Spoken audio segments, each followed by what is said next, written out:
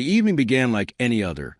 Warm light spilling from Ethan's apartment windows, laughter drifting between half-empty wine glasses.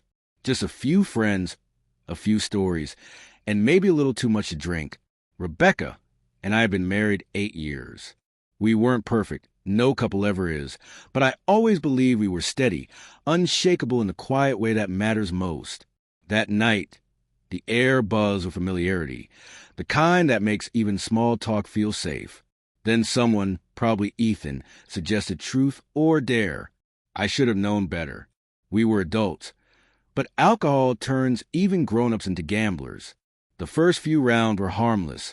Old crushes, silly dares, a few embarrassed laughs.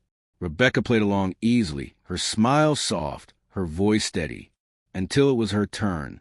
"Truth or dare?" someone asked. She hesitated. "Truth," she said at last. Rebecca never liked losing control. It was her tell. Ethan grinned. "Okay, have you ever slept with your boss?" The question landed like a spark in dry grass. The room erupted with laughter, part shock, part amusement. I laughed too, waiting for her to roll her eyes, to brush it off with something clever. But she didn't. Her smile slipped. She stared into her glass, the reflection of the chandelier trembling in her wine. The laughter died slowly, one voice at a time. And then, in the quiet that followed, I saw it. The truth already written in her silence. "Yes," she said. Just one word. Quiet, fragile, catastrophic. The sound of it hollowed out the room. My chest felt tight, my hands numb. "It was before we were married," she added quickly, her voice trembling. "Before I met you. It meant nothing." She looked at me with wide, panicked eyes, searching for a lifeline that wasn't there. Her words stumbled over each other, desperate to patch the wound she'd just torn open. But all I could hear was yes. I muttered something about needing air and stood up. Rebecca tried to follow, but I stopped her with a look. "I'll see you at home," I said, my voice strange and far away. The drive was a blur of headlights and silence. Her confession looped in my head, each repetition chipping away at what little I still believed. By the time I reached home, I was hollow.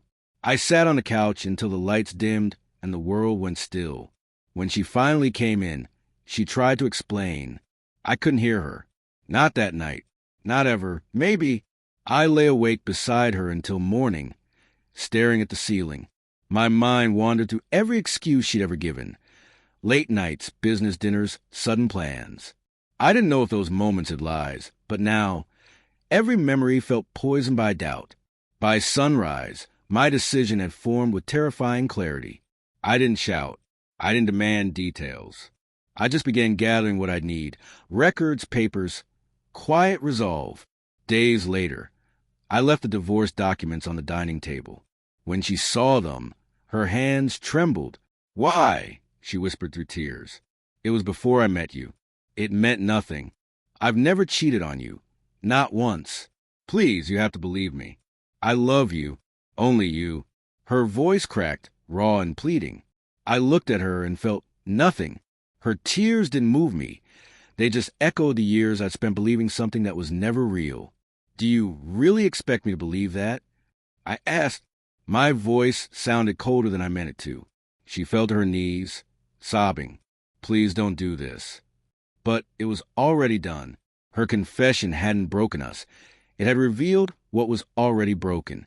As I walked away, leaving her cry on the floor, the strangest calm washed over me. For the first time in years, I felt absolutely nothing. That's when I realized our marriage hadn't ended that night. It had been dying quietly for years. It just took one game of truth or dare to make me finally see it.